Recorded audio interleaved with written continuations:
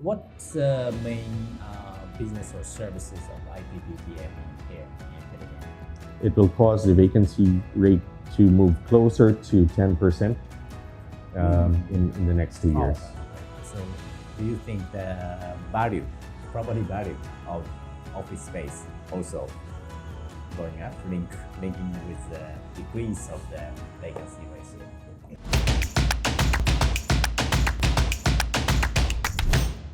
はい、皆さんこんにちは。フィリピンアセットコンサルティングの家村です。今日はですね、こちらのリーチューさんにね、お邪魔しておりますけども、リーチューさんね、ちょっとね、フィリピンで一番ね、有名な不動産のね、リサーチとかコンサルティングとかね、やってる会社なんですけども、今日はですね、このフィリピンの不動産のね、市場マーケットであったり、さまざまなことをですね、このリーチューさんにね、伺っていきたいなと思ってまして、今日ご参加いただくのがですね、まずフィリスさんですね。フィリスさんはレジデンシャルのね、マーケットのね、専門のディレクターでおられます。それからね、フィリップさん。フィリップさんはですね、オフィスとかね、コマーシャルプロパティのね、ご担当のダイレクターということで、それからロイさんですね、がリサーチをね、担当されていますので、本当にね、フィリピンの市場であったり、フィリピン全体のマクロ経済であったりね、もうかなりね、今日プレゼンテーションもすごくね、素晴らしいプレゼンテーションを用意していただいてますので、ちょっとこのプレゼンテーションを聞きながら、いろいろフィリピンのですね、不動産についてですね、深掘りをしていきたいなと思います。Thank you for joining. You're welcome. Thank you. Good afternoon. I have a very impressive about your Thank you. presentation. So okay, why don't we start presentation? Okay, well, let me briefly describe the office market. So the office market in the Philippines consists of about 18.1 million square meters, of which 14.8 million square meters is located within Metro Manila. For those who are not familiar, there are three large CBD areas in Metro Manila. So these are the Makati Central Business District, Bonifacio Global City, and Ortigas. And many years ago, because developers responded to the needs of the business process outsourcing industry to be closer to residential communities, then there are satellite districts all over Metro Manila. And what we observed last year is 1.07 million square meters of new office space that has been leased. Okay. Of course, there are contractions. Contractions are companies that reduce the amount of space that they need. And if we calculate net demand or net absorption, that would be around 652,000 square meters. That's still a very high number. That means there is enough office space for about 150,000 jobs generated every year. What's the main business or services of ITBPM here in Philippines? Okay, most IT-BPM companies are engaged in customer services. Customer service is call center. It's call center. So basically Filipinos respond to all sorts of inquiries from North American-based companies and maybe some European companies. So that's a very big industry. It accounts for more than 50%. More than 50% of the new. More than 50% of the space leads to BPO companies. The other segment is shared services and back office. So again, American companies or those with a global presence centralize some accounting, finance, human resources, and IT functions into one delivery center. Many of those are in the Philippines, and that is because of the talent pool that is available here. I see. So that type of business, which we generally call as business process outsourcing, is the driver of demand for office space in the country. The table below shows the proportion of demand. So out of the 1 million square meters that we observed last year, 450,000 square meters was leased to BPO companies. 435,000 square meters was leased to non-BPO companies. These are companies that service or that cater to the local economy. So fast-moving consumer goods, oil and gas, financial services, construction, and then a small segment is online gaming, which is labeled as Pogo over Looks here. like Pogo is down almost zero 2021, but now they recover. So at their peak, they leased 782,000 square meters in 2019. But because of the lockdowns, many of them had to kind of slow down on their operations. But we're seeing some buildings being leased to Pogo companies. We're not yet ready to say that that's a trend, but it's there is certainly some activity in that sector. Okay.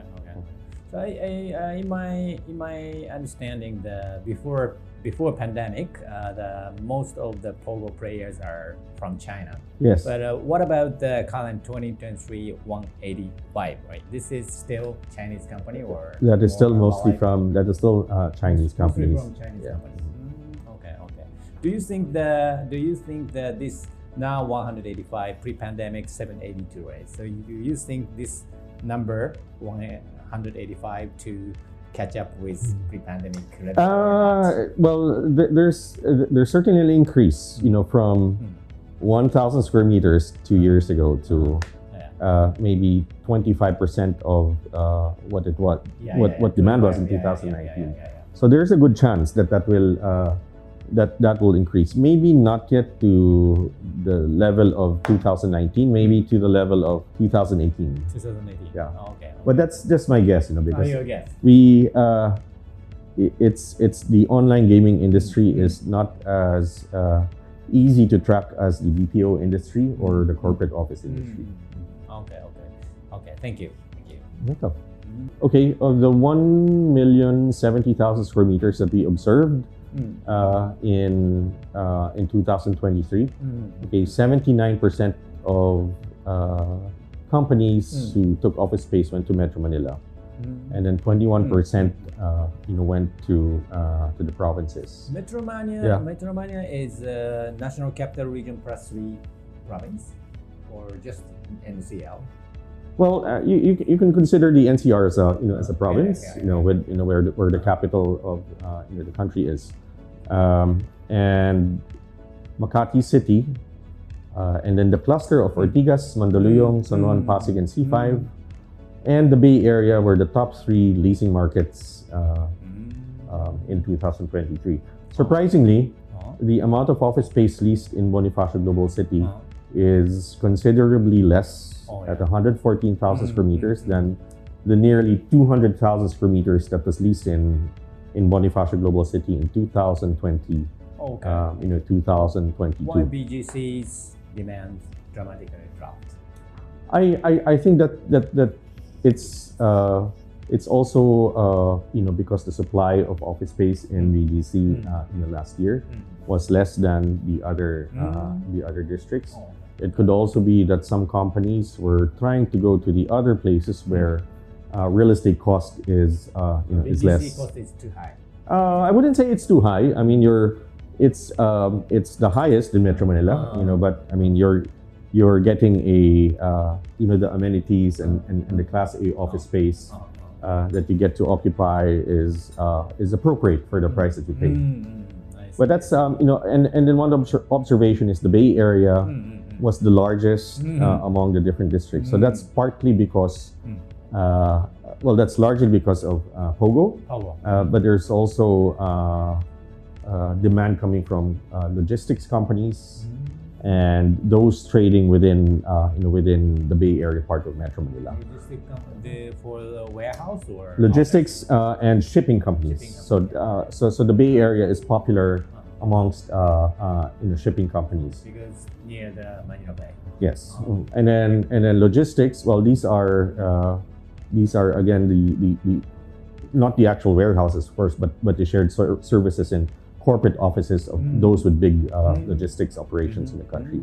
I see. And then in terms of provincial, we've taken note that Cebu is the largest was the largest market in 2023. during the lockdowns, the largest markets were Iloilo and Davao. And really? Cebu, the amount of space leased in Cebu was less than 50,000 square meters every year during these years.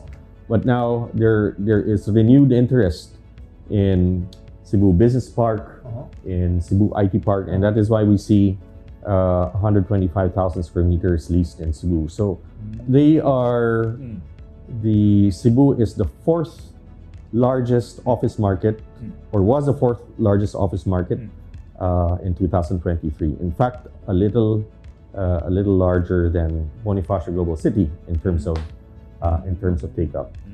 That is probably because, again, of real estate costs. And after companies set their sights on Iloilo and Davao in the 2 years prior to last year, I guess demand goes around in a cycle. Sometimes companies are focused on some parts of the provinces.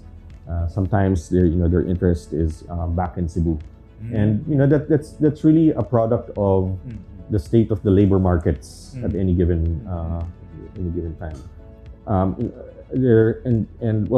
Let me try to break it down. So Iloilo and Davao, because they performed very well as an office leasing market in 2021 and 2022 during the pandemic. During the pandemic, much of the office space there has been fully leased. So that likely gave an opportunity for owners of office buildings in Cebu to secure more tenants.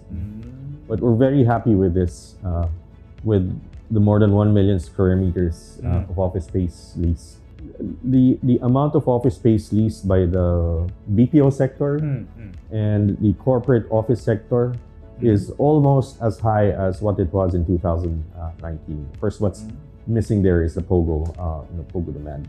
But we're happy with 1 million square meters of office space last year. What this will mean for the office market is our vacancy is still very high at 18%. We would want vacancy to be less than 10%, or at least in terms of total square meters, we would like the total vacancy to be close to the amount of office space leased every year. But right now it's still a tenants market in many locations. But what the high level of demand will do is it will cause the vacancy rate to move closer to 10% in the next 2 years. Okay. This is one important element of the supply and demand balance. One thing that was affecting the office market is the contractions. I mean, we don't have a problem with demand. There's a high level of demand for office space. Is this demand or supply? Demand? Well, this is contractions. What we're just trying to show the amount of office space that has been that has been decreasing. So you can see the amount of office space being released or being returned to landlords by different sectors. So let's take a look at POGO. So in 2020 and 2021, the POGO industry vacated more than 500,000 square meters of office space. So that's the red bars. In 2023, and the POGO contractions created a huge gap, a huge oversupply situation in some parts of Metro Manila.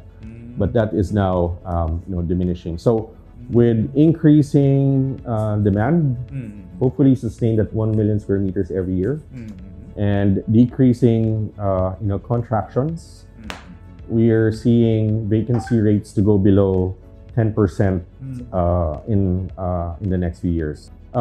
This slide summarizes the previous information contained in the different slides. The line at the top shows the vacancy rate. Vacancy rate, okay. So in 2024, it's expected to be 16%. That's nationwide vacancy. And if we're able to sustain the same level of demand, then by 2028, it is possible, for the vacancy rate to be close to 1%. Up to 2028. But that's the state of the office market. I think our office market, pretty much follows trends in other markets. There are certain years where there is more office space available than that being leased, and it's either caused by developers, building more office buildings, and at the same time, tenants letting go of office space. So from the investor point of view, this occupancy, vacancy rate is going down, meaning that return on investment is going up, yield is going up. So do you think the property value of office space also going up, linking with the decrease of the vacancy ratio? Sure. I think if investors and the business community sees these charts, I mean, they'll see vacancy dissipating in a few years. So while vacancies are high, right now, property owners who do not need to sell their properties, can anticipate improved market conditions, and that will make them more confident in keeping or increasing, the value of their property. Obviously, on the practical side, as vacancies come down, rents will go up, resulting in capital values also increasing as rent increases. Okay. So yes, I mean, at least in the commercial office market, what we're seeing is that property values can increase in the next 2 or 3 years. Okay. Looks like pretty undervalued to get it. Well, okay. I mean, because vacancies are high, the priority of landlords or lessors is to secure tenants. Yes.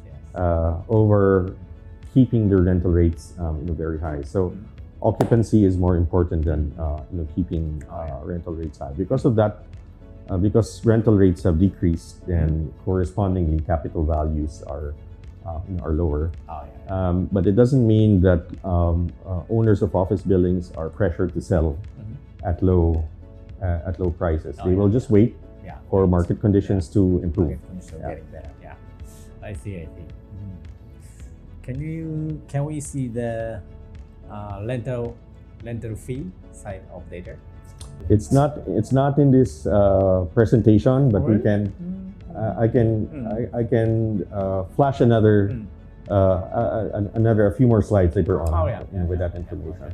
Okay. But these price is what's happening comparing with pre-pandemic and now. The per square meter, for example. Okay. BGC. Well, let's use Bonifacio Global City as an example. Before in 2019, lease rates in Bonifacio Global City were consistently within a range of 1,250 to 1,350 pesos per square meter. 300 to 1,100. 1,250 to 1,350. Okay. So this is the the mid range. And these are for new office space that is leased. Bare shell, meaning the tenant has to come in and provide and build their own office. Right now, we are seeing some office buildings in Bonifacio Global City, offering lease rates of anywhere from 850 to 1,100 pesos per square meter. So they're still prioritizing occupancy. There are some buildings, on the other hand, who are able to maintain their lease rates at 1,300 pesos per square meter, up on renewals. So there's like a difference, in the lease rates of new leases, because owners of buildings are motivated to get tenants in. Their lease rates are below the average. But owners of buildings who are renewing their tenants are able to keep their lease rates high. Okay.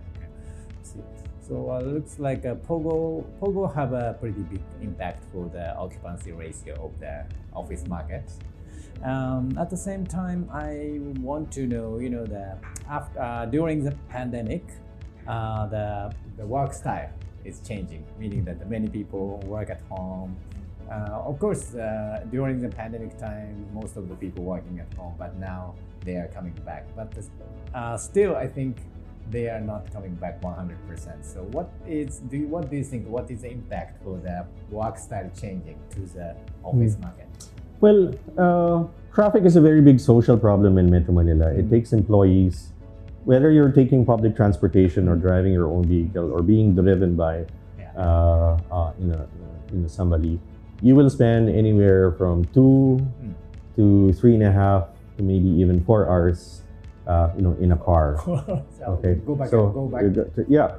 So that was what was happening before the lockdowns. Now, during the lockdowns, we discovered that it's possible to do some work at home. Sure. And now that now that the health crisis is over, companies are not trying to balance the work arrangement of their employees. Obviously, many employees want to stay at home. On the other hand, employers want their people to go back to to buildings. So there's that dynamic between companies and the people who work for them. So companies are not trying to strike a balance. So they are allowing some employees to do their work from home. Sometimes they are allowing their employees to spend 3 days in the office and then maybe 2 days 2 days at home. And maybe the proportion is 70% of work is done in buildings, and then 30% continues to be done from the residences of employees. But for us in the real estate sector, because the total demand is increasing, 1 million square meters, even though you only get even though of the hundreds of thousands of jobs that are generated every year, even though 50% of that, only 50% of that goes into buildings, that already translates into a lot of square meters. And that is why we observed 1 million square meters of office space leased last year. Okay. I see. So in that case, the new demand mainly come from where? New demand? Oh, it comes primarily from BPO companies. Okay. And so BPO companies basically account for 40 or 50% of all the office space that is leased. And then there's also local demand. As I mentioned earlier, logistics companies, shipping companies. So Philippine BPO industry still get the big demand. Of course. From international company. Yeah. BPO is basically doing work in the U.S. Or that would have been done in the U.S. here in the Philippines. So outsourcing to the Philippines will remain a viable business strategy for American companies, reducing their operating costs. I see. So sustainable. We can see the sustainable growth. It's a sustainable business model for them. So BPO will be outsourcing to the Philippines will be around in the next 10 or 20 years. Notwithstanding improved technology and notwithstanding the 70-30 office building work from home proportion. I see.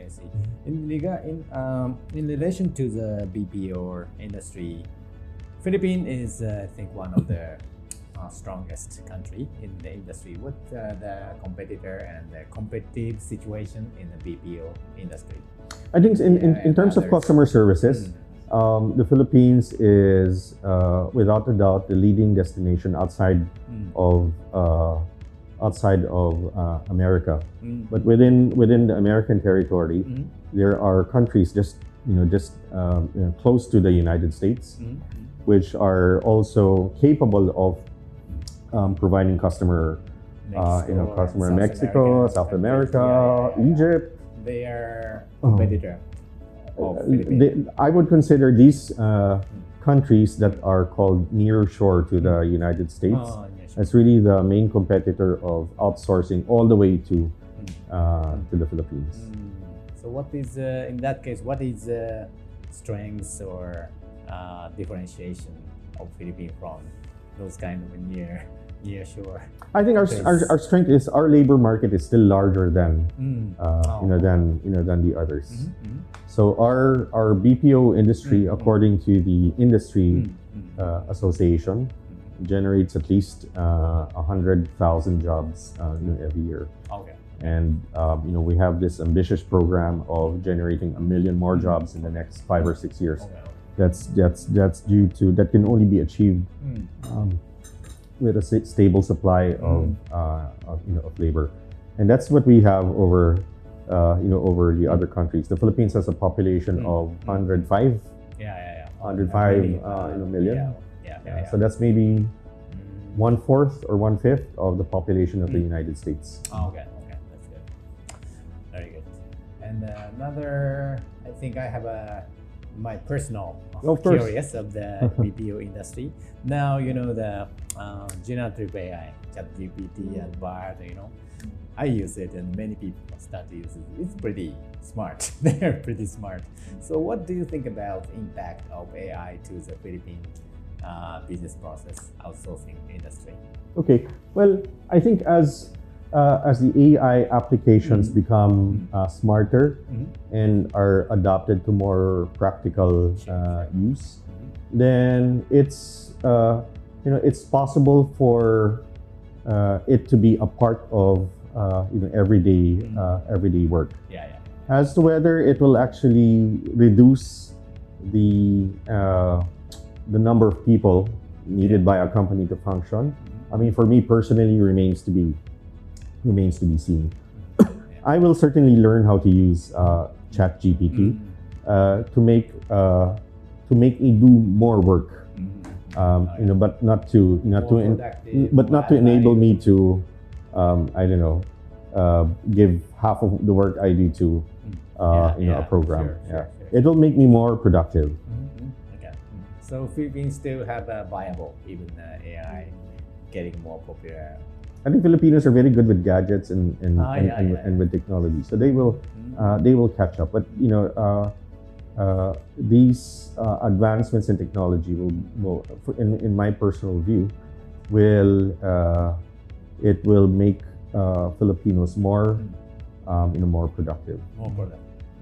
Okay. So we don't need to worry about the AI power for the Philippine I don't think so. BPO industry. Yeah, I don't think so. Okay.